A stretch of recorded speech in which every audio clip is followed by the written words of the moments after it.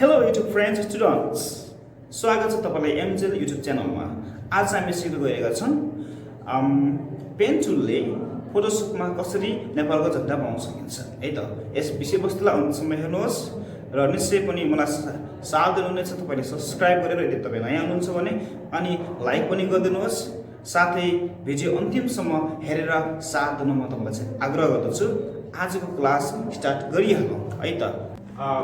Photoshop खोल्नु पर्ने हुन्छ। अल प्रोमा जानुहोस्, त्यसपछि गएर चाहिँ फोटोशप यहाँ तपाईले देख्न सक्नुहुन्छ। फोटोशप ओके यसरी खुल्छ। हाम्रो अर्को तरिका पनि छ। यसका निम्ति तपाईले चाहिँ यो विन बटन र आरलाई दाबेर हैन रटरबाट पनि यो फोटोशप आउँछ। त्यसमा इन्टर हाल्दिएपछि फोटोशप खुल्छ है त। दुई तरिका तपाईले खोल्न सक्नुहुन्छ। अलरेडी खोलिसकेको छ र यसलाई पनि क्लोज गरे। त्यसपछि गएर तपाईले चाहिँ यो फाइलमा जानुहोस् र न्यूमा जानुहोस्। ठीक छ। अब तपाईले देख्न सक्नुहुन्छ यहाँ सेटिङ हो है। यसमा विशेष हेर्नुपर्ने चाहिँ साइज हो। यो विभिन्न साइजहरु हुन्छ हैन। मैले एक एउटा लिएको छु। त्यसपछि गएर तपाईको चाहिँ यो एमएम छ, यसलाई इन्चमा पनि राख्न सक्नुहुन्छ if you want। इन्चमा यसले देखाउँछ 8.26 mm by 11.69 resolution 300 ठीक छ। त्यसपछि गएर चाहिँ यसको कलर तपाईको चाहिँ आरबी लिनु पर्छ। ए ब्ल्याक एन्ड व्हाइटमा चाहियो भने तपाईले चाहिँ ग्रे सिलेक्ट गर्न सक्नुहुन्छ। हामीलाई कलरमा चाहिएको छ, त्यसकारण चाहिँ 8GB कलरको चाहिँ राख्नेछ। अब यसपछि ठीक छ। त्यसपछि ब्याकग्राउन्ड तपाईको चाहिँ व्हाइट राखिएको छ है। यसलाई ओके गर्नु। तपाईको यस्तो लुक्स देखिन्छ ओके। अब यसमा तपाईले के गर्यो त झन्डा बनाउन सिक्नेलाई म्याक्सिमाइज गर्दै मैले र हल्का फेसलाई ठुलो पनि गर्दिरहेको छु। अब हामी के गर्ने छौं भनेपछि पेन टुलको प्रयोग गरेर झन्डा बनाउनेछ। यसका निम्ति सुरुमा तपाई पेन टुलमा जानुहोस्। यहाँ पेन टुल छ, पेन टुलमा जानुहोस्। यसमा ध्यान दिनु चाहिँ यहाँ छ है त। यो तपाईको यो पाथ हुनु पर्छ र अर्को अप्सन भनेको यो पेन टुलमा हुनु पर्छ। दुईटा यो एक्टिभ हुनु पर्यो। त्यसपछि तपाईले यहाँ ड्रा गर्न सक्नुहुन्छ। फर्स्टमा एउटा लाइन खिच्नुहोस्। यसरी शिफ्ट दाब्नुहोस्। शिफ्ट दाबिराख्नुहोस् अनि त्यसपछि गएर चाहिँ माउसको लेफ्ट बटन दाब्नुहोस् है। यसपछि गएर यहाँ क्लिक गर्दै जानुहोस्। तपाईले यहाँ एउटा क्लिक यहाँ गर्नुहोस्। त्यसपछि यहाँ सेन्टरतिर क्लिक गर्नुहोस् अनि तलतिर क्लिक गर्नुहोस् र यसलाई कनेक्ट गर्नुपर्ने हुन्छ है त। यो गोलो चिन्ह आयो, यो गोलो चिन्ह देखिराख्नु भएको छ होला। यस्तो आएपछि कसलाई क्लिक गर्नु अनि जोइन हुन्छ। जोइन भइसकेपछि हाम्रो अर्को टास्क भनेको चाहिँ यो तपाईको चाहिँ पेन टुलमा आउने राइट क्लिक गर्नुहोस्। राइट क्लिक गरिसकेपछि चाहिँ एज एंकर पोइन्ट्समा क्लिक गर्नुहोस्। त्यसपछि हामीले यहाँ क्लिक गर्नुपर्ने हुन्छ। एउटा यहाँ, एउटा यहाँ, एउटा यहाँ, एउटा यहाँ है। एउटा लाइनमा दुईवटा यसै क्लिक गर्छौं। अब यो केको लागि त बेन्ड गर्नको निमित्त मैले अब यसमा गएर यसलाई चाहिँ माथितिर तान्छु। यो सेप निस्किरहेछ। यसलाई तपाईले चाहिँ तलतिर खिच्न सक्नुहुन्छ है। यसलाई हल्का माथि खिच्न सक्नुहुन्छ। यो सेप आइसकेको छ। हल्का तलतिर त्यस्तै गरेर यसमा पनि थोरै माथितिर यसलाई हल्का तलतिर अनि यसलाई हल्का माथि, यसलाई हल्का तल गर्न सक्नुहुन्छ। यो भइसकेपछि यसमा राइट क्लिक गरेर मेक सिलेक्सन गरिदिनुहोस्।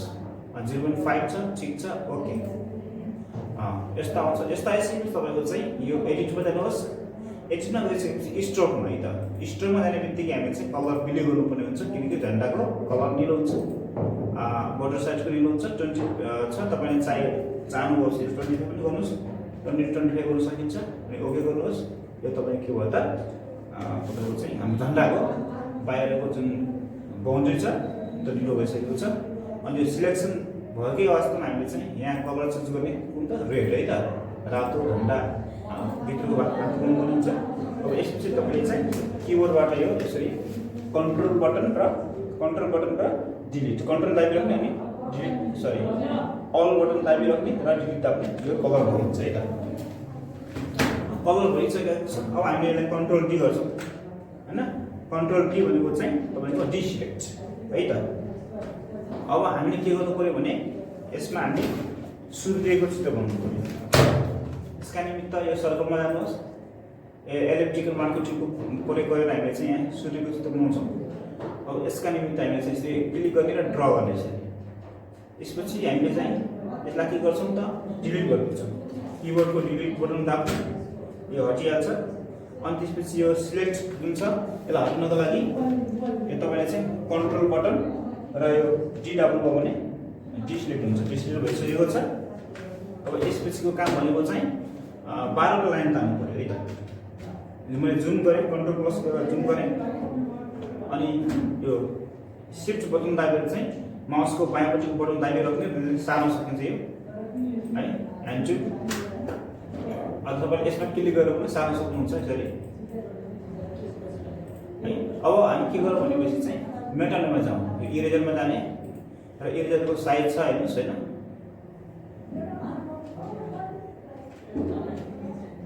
इरेजरको साइज पनि थोरै बढाएँ। 12 वटा लाइन एकदम मिलाएर तान्नुपर्छ, हल्का बालमोटीको बनाए जस्तो राम्रो देखिन्छ। 1 2 3 4 5 6 7 8 9 10 11 12 यो लाइन भइसकेको छ। अब हामी चाहिँ के गर्छौँ माथि जान्छौँ। सिफ्ट दाबी राखेँ मैले र बायाँ माउसको बायाँ बटनमा दाबी राखेर तल ताने। यहाँ हामीले चाहिँ चन्द्रमा हुन्छ। चन्द्रमा निमित्त मैले फेरि यो इलेक्ट्रिकल मार्केट टुलको प्रयोग गरिरहेको छु र यसलाई ड्र गर्नु जसरी गोलो ड्र गरेर तपाईले चाहिँ यसमा कलर फिल गर्न चाहनुहुन्छ इफ यु वान्ट, नभए डिलिट गर्नु। मैले डिलिट बटन दाब्ने, डिलिट गर्ने सेतो भाग आइसकेको छ। अनि कन्ट्रोल डी दाब्ने हैन। फेरि तपाईले यो सर्कलमा जाने अनि फेरि सर्कल बनाउने। अब यो भागलाई हामीले के गर्नुपर्ने छ त रेड कलरले भर्नुपर्ने छ। यसका निम्ति फेरि control D sorry alt D delete button थिच्नुहोस्, यो भरिहाल्छ कलर। अनि कन्ट्रोल डी गर्नुहोस्, डिसिलेक्ट भयो। फेरि गोलो बनाउनुपर्ने हुन्छ एउटा हामीले यसरी। व्हाइटको निमित्त हामीले के गर्नुपर्ने हुन्छ यो व्हाइटमा जाने, यहाँ व्हाइट हालिदिने। व्हाइट भइसकेको छ। अब कन्ट्रोल डी गर्ने। यसपछि हामीलाई के चाहिएको छ त लाइन चाहिएको छ पुनः है त। हल्का यो तपाईको रातो देखिरहेको छ। यसलाई हटाउन निमित्त तपाईले इरेजर प्रयोग गर्न सक्नुहुन्छ हैन। इरेजर प्रयोग गर्न सक्नुहुन्छ कि प्रब्लम भएन। ए नआउनु पर्ने तर अलिकति चाहिँ छुटिरहेछ है त। अब हामी के गर्छौँ त यहाँ फेरि लाइन तान्छौँ 8 वटा। इरेजर लिने है। इरेजर जति ठुलो छ फेरि माइनस गर्नु पर्यो, सानो गर्नु पर्यो। अब 8 वटा लाइन हामी तान्नु पर्ने हुन्छ है त। ओके, एउटा दुईटा तीनटा चारवटा पाँचवटा छवटा सातवटा आठ। मैले सानो बनाएँ हेर्नुहोस्। अब यसको रुक्स यस्तो देखियो। हाम्रो करिब भइसकेको छ फ्ल्याट। अब हामीलाई चाहिँ स्टिक चाहियो है त। स्टिकका निमित्त फेरि हामी पेन टुल नै प्रयोग गर्छौँ। पेन टुलमा क्लिक गर्नुहोस्, त्यसपछि यहाँ माथि क्लिक गर्नुहोस् एकचोटि अनि शिफ्ट दाबी राखेर फेरि मुनि क्लिक गर्नुहोस् ताकि स्ट्रेट लाइन आओस्। स्ट्रेट लाइन आइसकेको छ। हल्का तपाईले चाहिँ यसलाई अलि मोटो गर्नुपर्ने हुन्छ। त्यही भएर चाहिँ हामीले मोटो डन्डाको लागि चाहिँ सिलेक्सन गरेर राख्छौँ वरिपरि। शिफ्ट दाब्नुहोस्, फेरि माथि क्लिक गर्नुहोस् अनि यसलाई जोइन गरिदिनुहोस्। गोलो आइसकेको छ, जोइन गरिदिनुहोस्। यसपछि यो सिलेक्टेड एरियाको बिचमा राइट क्लिक गर्ने र म्याक्स सिलेक्सन गर्ने। फिचर 0.5 छ, ठिक छ, ओके गरिदिनुहोस्। अब यो एरियालाई हामी चाहिँ के गर्छौँ फिल गर्छौँ कुन कलरले ब्ल्याक कलरले। ओके, तपाईँ इच्छा अनुसारको कुनै एउटा कलर छान्न सक्नुहुन्छ। ब्ल्याक आइसकेको छ, ओके गरेँ मैले। अब यो तपाईँले यहाँ गएर यो पेन्ट बकेट टुल प्रयोग गरेर यहाँ भर्न सक्नुहुन्छ है त। अथवा किबोर्डको अल्ट डिलिट दाब्न सक्नुहुन्छ। यो सिलेक्ट भइसकेको छ। अब भरिस पनि सकेको छ। यसलाई कन्ट्रोल डी दाबेर डिसिलेक्ट गर्ने हटिसक्यो। अनि तल सार्यो। ह्यान्डल सानो हामीले चाहिँ बेस बनाउन चाहिरहेको छ। यसको निमित्त रेक्टेगुलर प्रयोग गर्नुहोस्, ड्र गर्नुहोस् यसरी। अनि यसलाई अल्ट डिलिट दाबेर मैले सर्टकटमा है कन्ट्रोल डी डिसिलेक्ट गरेँ। फेरि यहाँ तलतिर अर्को थपेँ मैले बेस र यहाँ पनि अल्ट डिलिट की दबाएर कलर फिल गरिसकेको छ। माथि जाउँ, त्यसपछि यहाँ गोलो लगाउँ यो हैन। इलेक्ट्रिकल मार्केट प्रयोग गरेर यसलाई यहाँ यसरी गोलो बनाएर यहाँ पनि अल्ट डिलिटबाट मसी भन्न सकिन्छ। ल हेर्नुहोस् साथीहरू, अब यो नेपालको झन्डा भइसकेको छ। र अहिलेसम्म भिडियो हेरेर चाहिँ मलाई हेल्प गरेकोमा र तपाईँले चाहिँ सिकेकोमा तपाईँलाई धेरै धेरै धन्यवाद छ। यसरी हाम्रो एमजे युट्युब च्यानललाई चाहिँ माया गरिदिनुहोस्।